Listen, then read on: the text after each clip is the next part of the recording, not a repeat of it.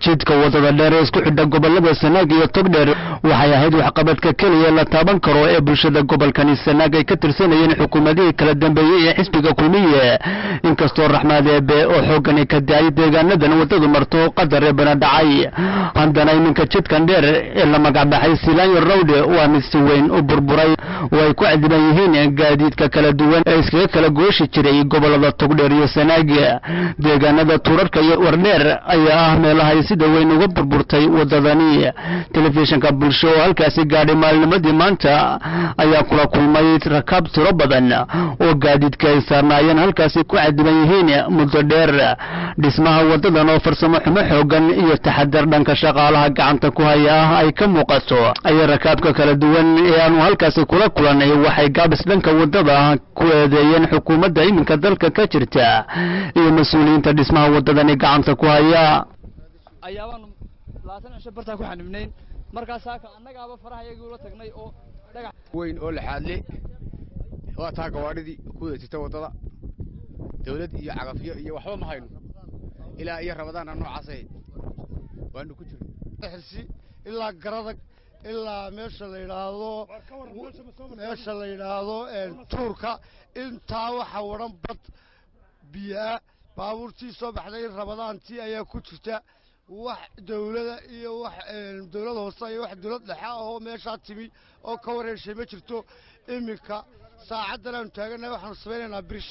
dhagaxeed waanaga ku dhex jirna daawanayo waa dalkaagii dawlad kuma maqna waka darawaliintii shacabkii rakaabkii ayaa meeshan waxa dhisaya rakaabka ay ku dhibaataysnaa waxaan ku dhilaa iyo 3 casho 4 casho adigu baabuurba sidoo kale ku jirta iyo dad rakaab oo xaaladda ku sugan dad xanuunsanaya dad meelo kale u socda anigu arday jacadeed baan hooy imtixaan baan gelayay deeminka halkaas aan ku xanibeen oo aan ku xidhanahay waqtigiina uu naga dhacay iminka wadadii sidii la rabay wax looga qabtay ma jirto anoo jooga gobolka Sanaag wada xumo haysta magaalada waayo madaxweynuhu galbeed dhibaatada ka taagan iminka muddo ilaa 3 casho waan ku jirnay wadada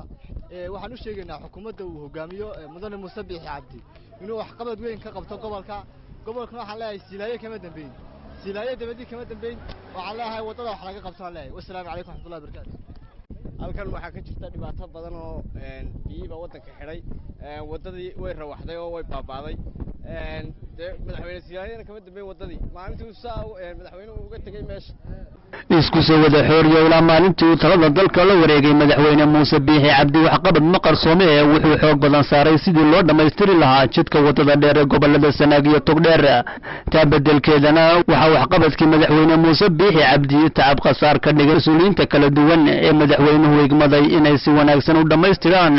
dhismaha wadadaasi oo aanay shaqadooda ka muuqan wax taxadar ah iyo xeelada qoondheer way leeyihiin qaab dhismeedka wadooyinka haddaba iminka bulshooyinka gobolka Sanaag waa kuwa madaxweynahooda ay doorteen ka eegaya inuu dardargelin dambe oo xoogan ku wajaho jidka wadada Silaanyo Road ee iminka isku bedeshay boholaha iyo biyo mareenka Maxamed Gumburi telefishinka caalamiga bulsho TV degmada Garadeg